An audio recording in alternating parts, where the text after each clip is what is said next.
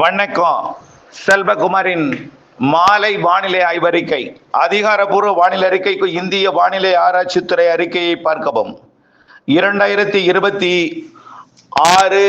March 8 ஞாயிற்றுக்கிழமை மாலை 4 மணி நிலவர ஆய்வறிக்கை.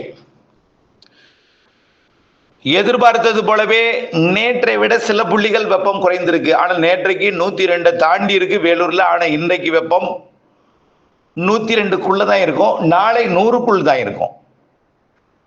வேலூர், ஈரோடு மற்றும் கரூர், கோவில்பட்டி, பாளையங்கோட்டை, மதுரை இந்த பகுதியெல்லாம், சேலம், கரூர் இந்த பகுதி எல்லாமே கொஞ்சம், தாராபுரம் உட்பட தாராபுரம், உடுமலைப்பேட்டையில் கொஞ்சம் அதிகபட்ச வெப்பம் பதிவாயிருக்கும். நாளை 100 டிகிரிக்கு கீழே குறைஞ்சிரும். 100 டிகிரிக்கு கீழே குறைஞ்சிரும். நாளை 9ஆம் தேதி நாளை ஒரு சில இடங்கள்ல தூறலுக்கே வாய்ப்பு இருக்கு. கொஞ்சம் மேகமூட்டம் வர தொடங்கிடும். நாளைக்கே காற்று சுழற்சி இலங்கை மற்றும் அதனை ஒட்டியுள்ள மன்னார் வளைகுடா, குமரி கடற்பகுதியை வந்தடைந்திருக்குது. அந்த காற்று சுழற்சி தொடர்ந்து மேலும் ஒரு காற்று சுழற்சியும் வந்து கொண்டிருக்கு. ஆக இந்த காற்று சுழற்சி கிழக்கு காற்று நிலநடுக்கோட்டு இந்திய பெருங்கடல் வரைக்கும் நீடிக்குது. நிலநடுக்கோட்டு இலங்கையோட தென்கிழக்கு புறம் வரைக்குமே நீடிக்குது. இந்த காற்று சுழற்சி கிழக்கு காற்றை கொண்டு வந்து 10ஆம் தேதியிலிருந்து ஏற்ற போகிறது. செவ்வாய்க்கிழமை முதல் தூறல் நனைக்கும் மழைப்பொழிவு சாதகம் தெரிகிறது. திருவள்ளூர்ல இருந்து தூறல் நனைக்கும் மழை இருக்கும். நாளைக்கே ஒரு சில இடத்துல தூறலாம். நாளைக்கே கொஞ்சம் மேகமூட்டம்லாம் வந்துடும். நாளையே கொஞ்சம் வெப்பம் குறைஞ்சிரும். இது வரைக்கும் 100 டிகிரியை தாண்டியது வேலூர், ஈரோடெல்லாம் நாளைக்கெல்லாம் 100 டிகிரிக்குள்ள தான் இருக்கும். தொடர்ந்து இது இந்த மாத இறுதி வரைக்குமே 100 டிகிரிக்குள்ள தான் இருக்கும். இதுல நாளைய மறுநாள் செவ்வாய்க்கிழமை 10ஆம் தேதி மதியம் ஆங்காங்கே கருமேகம் சூழ்ந்து ஆங்காங்கே தூறல், லேசான மழை கூட கொடுக்கலாம். நனைக்கும் மழை, தூறல் வாய்ப்பு இருக்கிறது ஆங்காங்கே. 10ஆம் தேதி மதியம். மாலை என்ன ஆகும்னா, உள் மாவட்டங்களுக்கும் வட உள் மாவட்டங்கள் மற்றும் டெல்டாவிற்கு உள்ளே இருக்கக்கூடிய மாவட்டங்கள், ரொம்ப கர்நாடக எல்லையோர வரைக்கும் போகாது. வேலூர், திருப்பத்தூர், திருவண்ணாமலை, சென்னை, திருவள்ளூர், காஞ்சிபுரம், செங்கல்பட்டு, அப்புறம் புதுச்சேரி, கடலூர், விழுப்புரம், கள்ளக்குறிச்சி, அரியலூர், பெரம்பலூர், டெல்டா மாவட்டங்கள் இது வரைக்கும். அப்படியே தென் மாவட்டங்கள் தூறல்ங்க, ஆங்காங்கே தூறல், ஆங்காங்கே நனைக்கும் மழை ஒரு சில இடங்கள்ல இருக்கும். அவ்வளவுதான். இது எப்போ? 10ஆம் தேதி.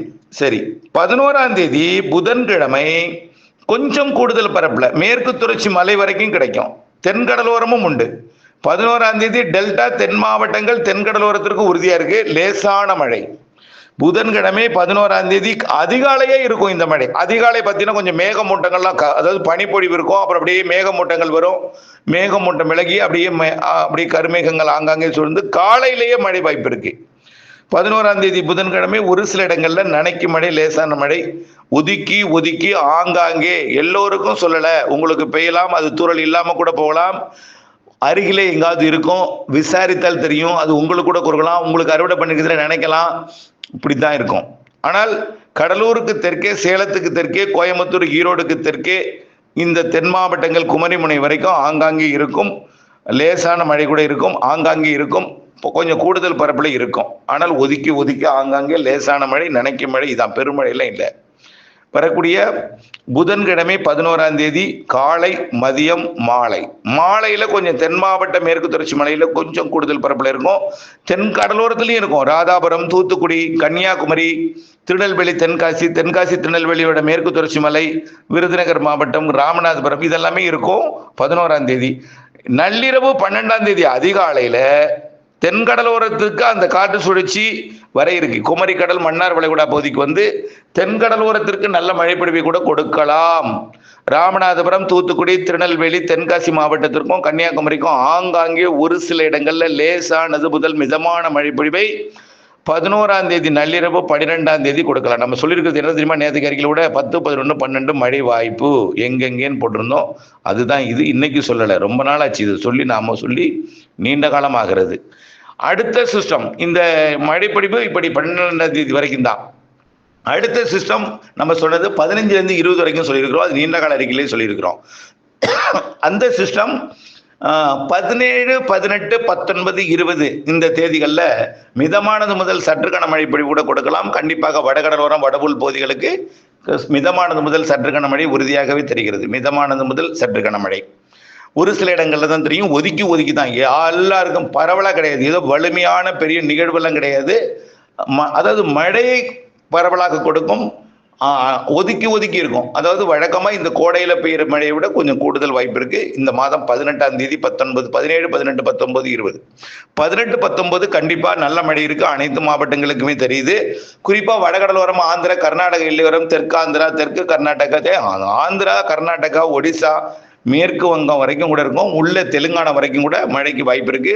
ஏன்னா இது எதுக்கு அதெல்லாம் சொல்றேன்னா, தமிழ்நாட்டின் ஊடாக நுழையக்கூடிய கிழக்கு காற்று வட இந்திய நிலப்பகுதிகளில் நிலவக்கூடிய காற்றழுத்த தாழ்வு பகுதியை நோக்கி இந்த காற்று பயணிக்கிற காரணத்தினால இரு காற்று இணைவு தென் மாநிலங்கள் முழுவதுமே ஏற்படும். வட மாநிலங்களில் கூட ஆங்காங்கே மழை இருக்கும். அதாவது வடகிழக்கு மாநிலங்கள்லையும் மழை இருக்கும். ஆகவே இது ஏற்கனவே நம்ம சொன்னது தான்.